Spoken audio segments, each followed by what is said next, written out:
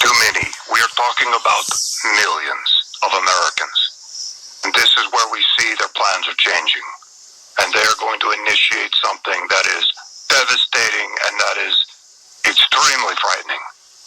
And based on what I can see in the documents, we're talking about power outages along with a purge.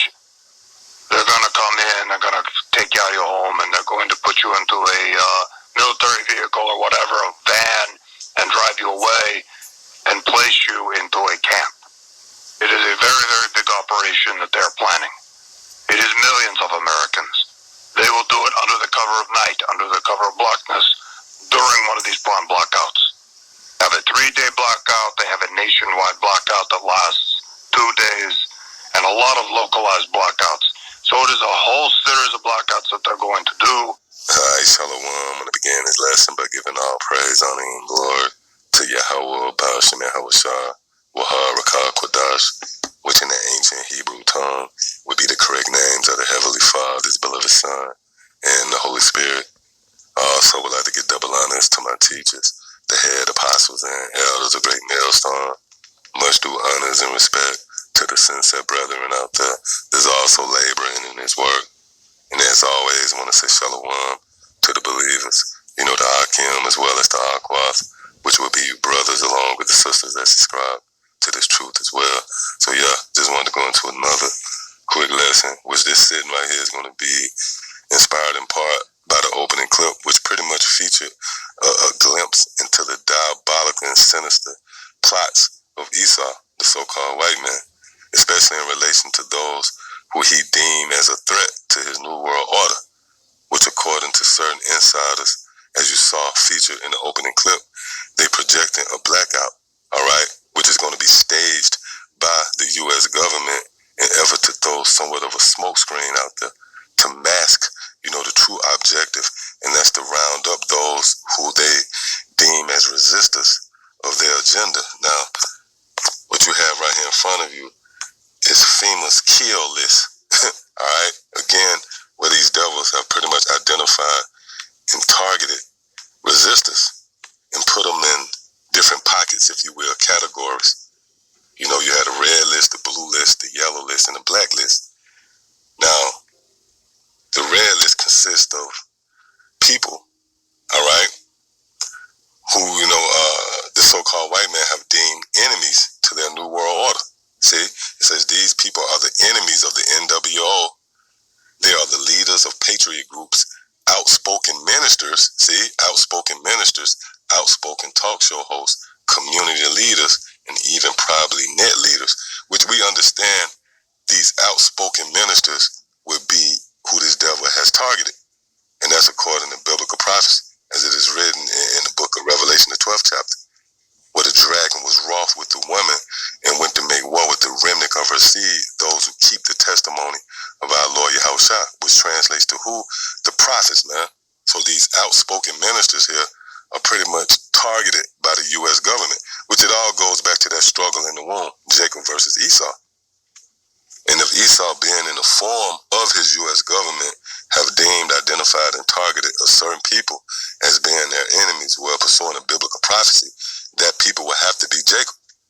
Because it's foretold that here in the latter days, Esau will rise up against his brother Jacob wielding that sword. But only in this lifetime, that sword will be in the form of his military. And that's what we read right here. See? Again, it says outspoken ministers, outspoken talk show hosts, community leaders, and even probably net leaders. These people will be dragged out of their homes at 4 a.m. and will be taken to FEMA detention centers and killed. This would take place approximately 2 weeks before martial law is enforced. So it's pretty much a sweep, if you will, a dragnet, where they're going to look to round up, you know, those who they deem to be a threat to their new world order. And again, when you read between the lines, when you cut through the red tape, this man has identified and targeted what they categorize as the outspoken ministers. See, as the outspoken ministers, which goes back to the prophets of Yahweh, Ba'ashem, Yahawashi. You can't lose sight of what this thing is about. It's eventually going to climax to that Jacob versus Esau, the elect of the nation of Israel versus the elite, you know,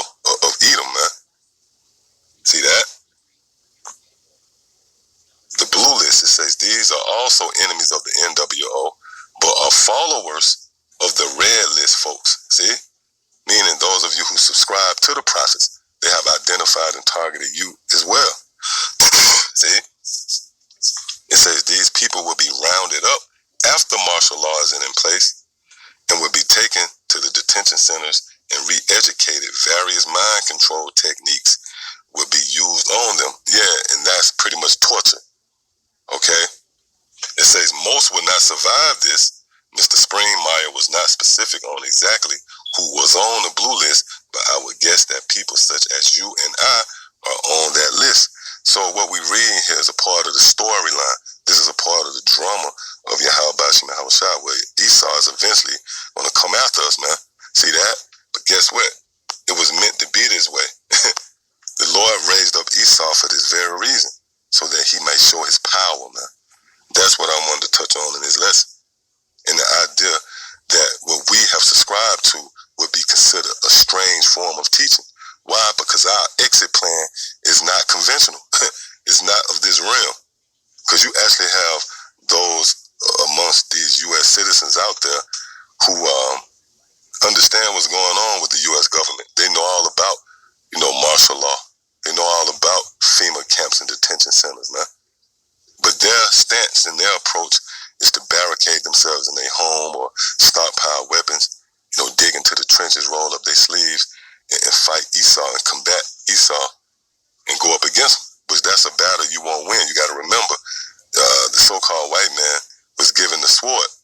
Even if other Edomites come up against him, this man was given a certain technology that your carnal approach would not be able to withstand. This is going to require divine intervention. And we, understanding the power of this man, we're not putting our strength into our stockpiling weapons or, looking to flee. No, we put our trust in Yahawashi, understanding that subscribing to this teaching is what's going to deliver us from the hand of our enemies. Which brings me right here to the book of Wisdom of Solomon, the 10th chapter, and starting at the 9th verse.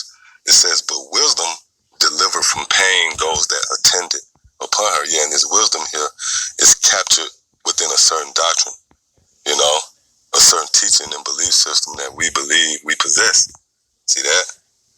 Verse 10, when the righteous fled from his brother's wrath, see, when the righteous fled from his brother's wrath, and who would the righteous be?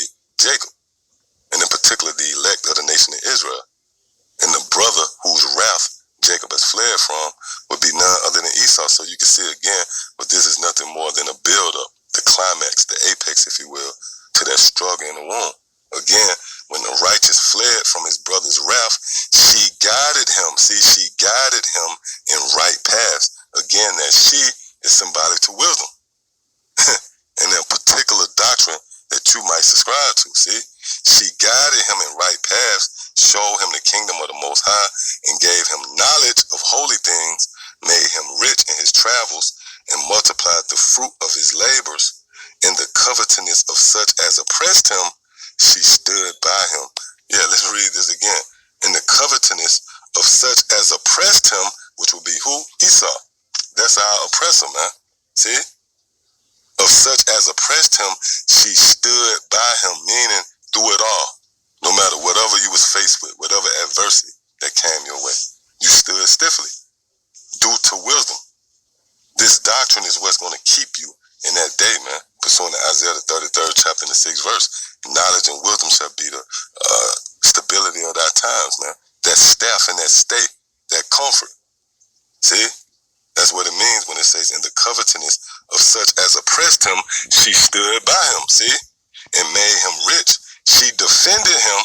She defended him from his enemies and kept him safe from those that lie in wait, see?